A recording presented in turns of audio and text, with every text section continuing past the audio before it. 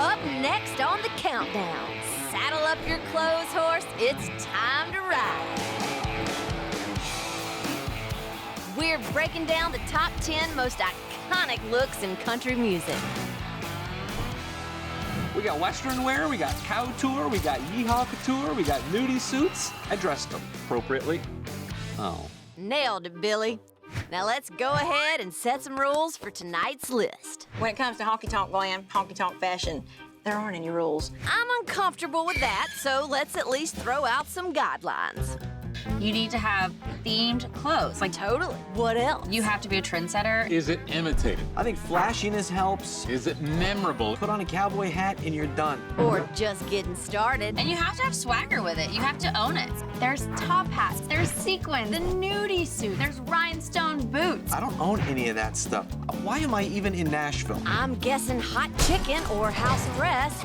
But while you're here, let's count down some outrageous outfits. Hey y'all, I'm Morgan and you're watching Circle Country Countdown.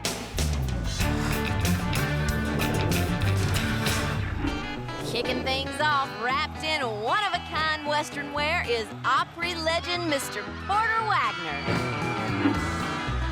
Porter Wagoner, Mr. Grand Old Opry, defined by the nudie suit. A lot of people have worn nudie suits, but he committed to them and he made it a statement piece. Needless to say, I am not familiar with these nudie suits. I'm anxious to learn more about them. Then you've come to the right place. Nudie Cone, he made a lot of money by outfitting some of not only country music, rock music's most popular and biggest artists of the era. We're talking about Nudie, one of the most memorable, iconic suits ever designed. Nudie is the man who dressed the best of the best, starting with Porter Wagoner. He's a total badass. You gotta add cactuses and wagon wheels and Lord knows what else. He had one for every color of the rainbow. He also had messages written on the inside of his jacket, which I thought was pretty cool. You gotta stitch in a couple of letters on the inside so that when you open your jacket, everyone goes, "Hi!" You're writing things on the inside and I'm here for it. You want to share with the world what you're thinking or how you feel? Let's do it. He had something like 52 suits. Wow, 52? I mean, Porter spent anywhere from 8 to 18 grand per suit. Priceless. Coming in at number 9 and looking so fine, Chris Stapleton.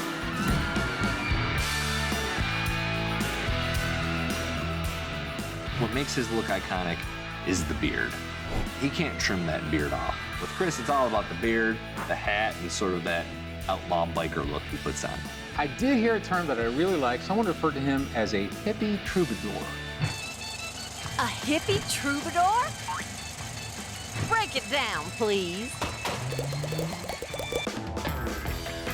Number 1, country hat. He's kind of got the Gandalf look going, right?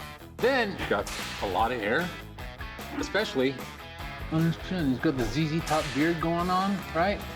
It's his look. When you look at him for the first time, I think Marshall Tucker Band or a young Charlie Daniels with a little SB in the middle.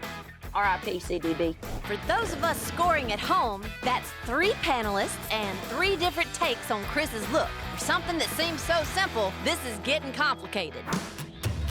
I think it's an awesome branding move on his marketing team's part. I think it's a mysterious thing, and it works, and he pulls it off. What is going on behind that beard, behind that hat? Oh, Chris Stapleton, man of mystery. Some people might go to the next level and go, what am I gonna wear? How am I gonna look? He didn't. He just said, screw it. And he just let it go, he put on a hat, and now he's Chris Stapleton. That's it. I feel like he comes in, saves the day, absolutely blows everyone away, and then he's like, and I'm out. I've got to ride on into the sunset and save the day in the next town over. Maybe we can wave at Chris as we ride on over to number 8.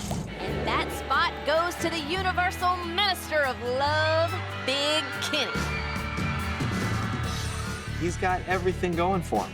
Big hat, sunglasses. He's clearly the universal minister of love, if there ever was one. And there is one, and it's Big Kenny. Big Kenny sort of does pull off a little bit of a Willy Wonka look. He's like a love pirate, and he kind of sachets around like that. Like if Matthew McConaughey was Jack Sparrow instead of Johnny Depp. Jack Sparrow? Willy Wonka? Billy, we're gonna put you down for a nap now. Big Kenny is huge, so don't try to minimize him. I love the story of the hat with the golden eagle on the front. That hat, of course, came from a man named Niles Harris, who was in the U.S. Army. He and John Rich were at some bar that was owned by this retired veteran, and the veteran wound up giving him the hat, and so Big Kenny wears it at all the shows to pay homage to our soldiers and fallen soldiers, and those boys are patriots for sure. Agreed. Supporting the troops never goes out of style, and when it becomes part of your look, you've got something iconic. The Tennessee State Museum called him a style trendsetter. They've even got an exhibit dedicated to him. I would take style tips from him. Like, please, Big Kenny, come over here and be my stylist, because I need it.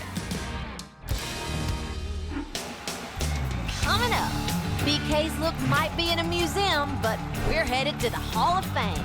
We've got 3 more nudie suits on the other side. The only thing better than one nudie suit is 3. Especially when Midland's involved. I just think we're talking about 3 naked people. Maybe. Find out when we come back.